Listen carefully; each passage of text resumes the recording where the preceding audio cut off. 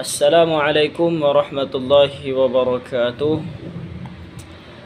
Saya atas nama Ashabul Kausar, NIM 1238231892, Prodi PAI B23 Daring. Saya akan menceritakan sejarah masa pemerintahan kolonial Belanda dan Inggris di Indonesia, yaitu untuk memenuhi tugas mata kuliah pendidikan kewarganegaraan yang diampu oleh Bapak dosen Denny Jaya.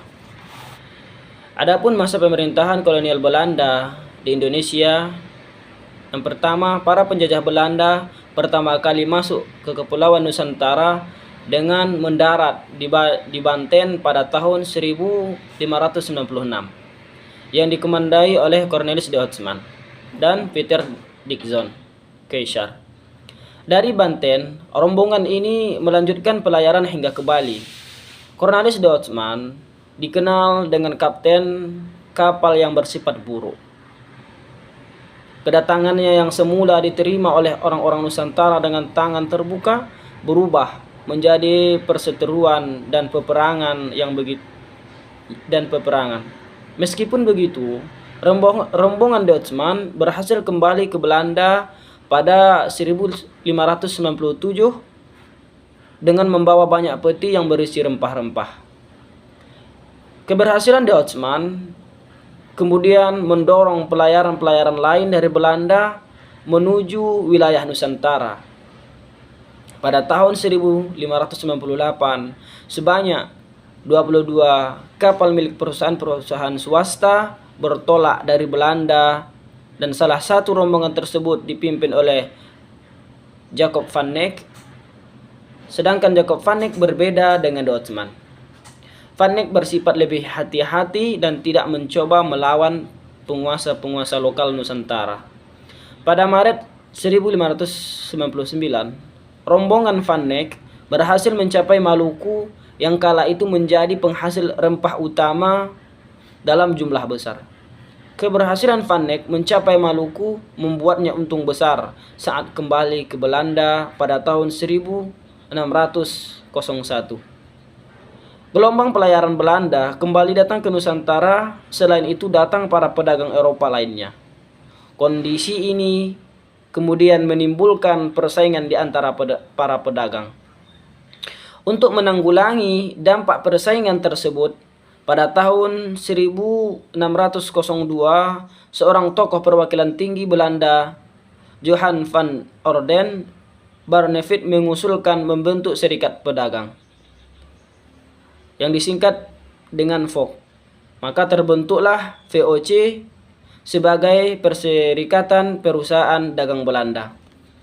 Lewat VOC, perusahaan dagang swasta bersatu dan menghilangkan persaingan sesama pedagang Belanda.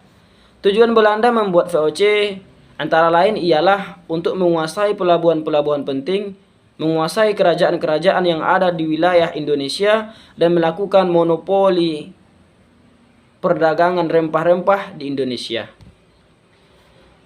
Kemudian kejayaan VOC mulai menurun pada akhir abad ke-18.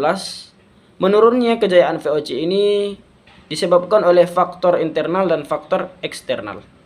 Faktor internalnya menurunnya kejayaan VOC adalah banyak pegawai melakukan korupsi dan sulit melakukan pengawasan terhadap daerah kekuasaan VOC yang luas.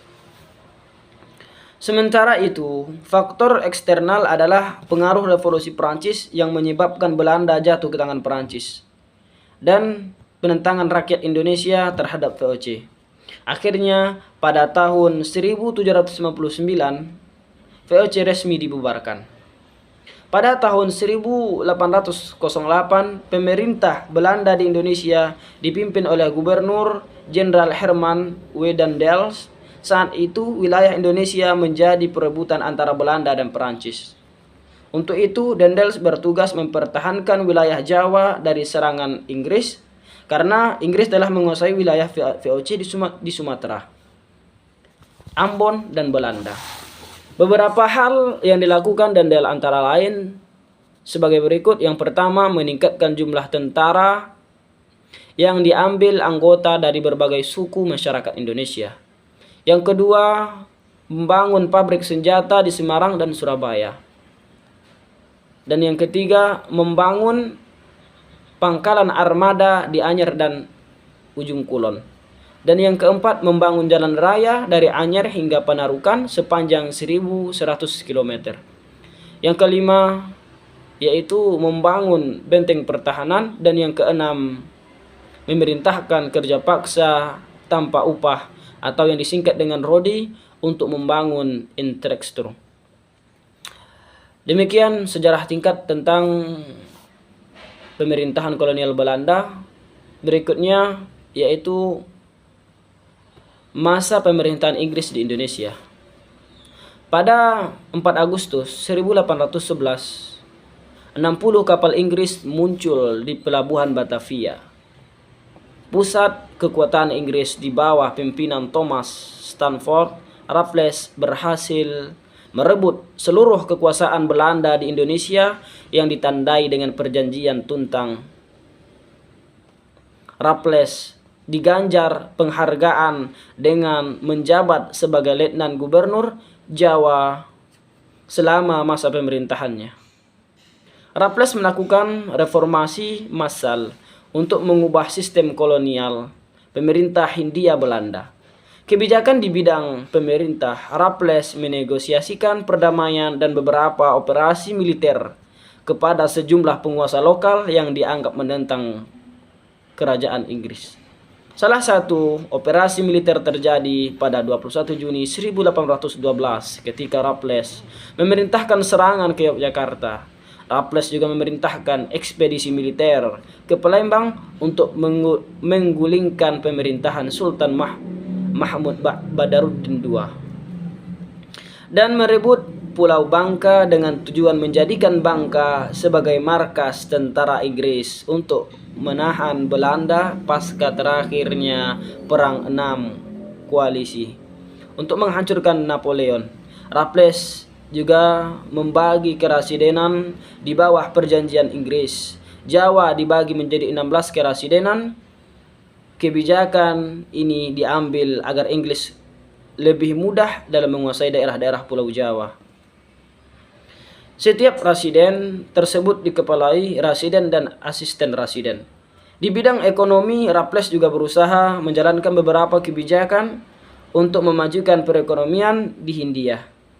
Tetapi program itu tujuan utamanya meningkatkan keuntungan pemerintah atas dasar perdagangan bahwa tanah itu milik pemerintah. Sedangkan rakyat penggarap tanah dianggap sebagai penyewa. Sistem tersebut kemudian menjadi dasar bagi perkembangan sistem perekonomian uang. Raffles juga menerapkan penghapusan penyerahan wajib hasil bumi, penghapusan kerja rodi dan perbudakan, penghapusan sistem monopoli, peletakan desa sebagai unit administrasi penjajahan, dan rumus segala reformasi yang dilakukan Raffles mengalami kegagalan. Hal ini karena reformasi tersebut dianggap terlalu mahal bagi East Indian Company. Fungsi dagang yang mencuri untung selain itu karena tidak adanya dukungan dari para bupati yang telah dihapuskan hak-haknya sebagai pemungut pajak. Kondisi sebagian besar masyarakat pedesaan yang belum mengenal sistem ekonomi uang juga menjadi faktor gagalnya reformasi Raffles pada tahun 1815. Raffles ditarik dan digantikan oleh John Vandel. Demikian masa pemerintahan Inggris dan Belanda yang dapat saya sampaikan. Mohon maaf kepada Bapak dosen, saya terlambat mengumpulkan tugas karena ada beberapa kendala. Wabillahi taufiq wal hidayah. Assalamualaikum warahmatullahi wabarakatuh.